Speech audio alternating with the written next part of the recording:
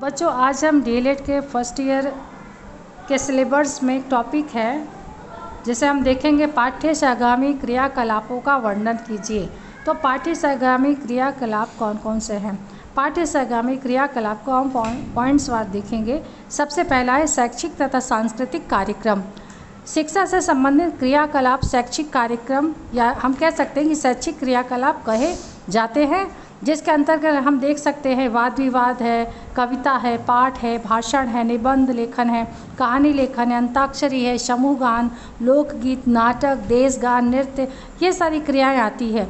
ये क्रियाकलाप बच्चों में छिपी प्रतिभा को उभारने और उनका आत्मविश्वास विकसित करने के लिए विभिन्न अवसर प्रदान करते हैं। हम ये कह सकते हैं कि इन सब क्रियाकलापों से बच्चों के अंदर जो छिपी हुई प्रतिभा होती है उसे बाहर निकालने का काम ये पाठ्य सहगामी क्रियाकलाप करती है यहाँ पे। और इसके अलावा साथ साथ बच्चों में जो आत्मविश्वास है उसे विकसित करती है, यानी कि उन्हें विभिन्न अवसर प्रदान करती है। सांस्कृतिक एवं परंपरा पर आधारित क्रियाकलाप सांस्कृतिक क्रियाकलाप कहे जाते हैं। यानी हम कह सकते हैं कि जो संस्कृति और परंपरा पर आधारित जो भी एक्टिविटीज़ होती है वे सांस्कृतिक क्रियाकलाप होते हैं।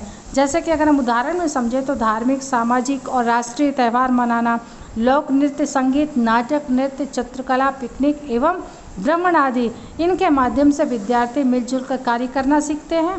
धार्मिक त्यौहार अथवा जन्मदिन मनाने से छात्र अपनी संस्कृति के साथ साथ मनोरंजन की भी प्राप्ति करते हैं। उनके माध्यम से वे अपनी समृद्धि सांस्कृतिक विरासत को जान पाते हैं। यानी ये सारी चीज़ें पाठ्य सहगामी क्रियाकलाप के अंतर्गत है। दूसरा हम देखेंगे राष्ट्रीय पर्व। प्रत्येक विद्यालय में स्वतंत्रता दिवस यानी 15 अगस्त तथा गणतंत्र दिवस यानी 26 जनवरी, इसके अलावा गांधी जयंती है 2 अक्टूबर को जो मनाया जाता है। इसके अलावा समस्त अध्यापक तथा छात्राओं की उपस्थिति अनिवार्य होती है।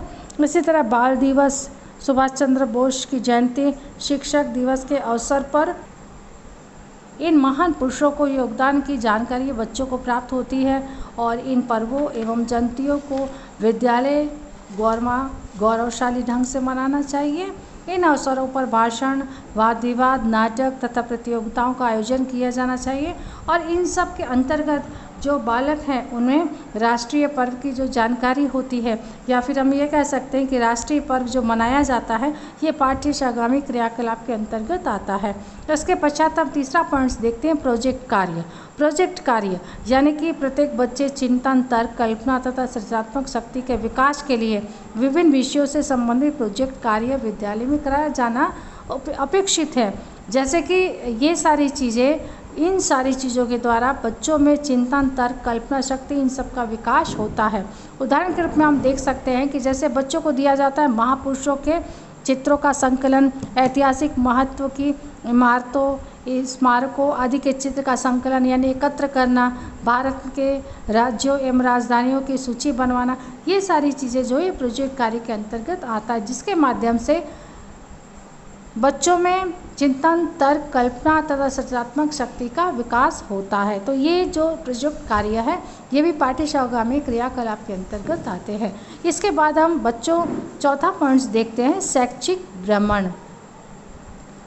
शैक्षिक भ्रमण तो शैक्षिक भ्रमण यानी कि पुस्तकों के द्वारा बच्चे सैद्धांतिक ज्ञान अर्जित करते हैं, लेकिन बच्चे जब किसी वस्तु को प्रत्यक्ष रूप में देखते हैं तो उसके संबंध में उन्हें वास्तविक ज्ञान प्राप्त होता है। वैसे तो बच्चे जो आप क्लास में बैठकर पढ़ाई करते हैं वो तो सैद्धांतिक ज्ञान हुआ, लेकिन जब आप शैक्षिक भ्रमण यानी टूर पर जाते हैं तो जिसके अंतर्गत जो भी चीज़ें आप प्रत्यक्ष रूप में देखते हैं उससे जो ज्ञान प्राप्त होता है या फिर जो प्रत्यक्ष रूप में आप जिस वस्तु को देखते हैं उसका वास्तविक ज्ञान प्राप्त होता है और वो जो ज्ञान आपको प्राप्त होता है वो स्थायी होता है।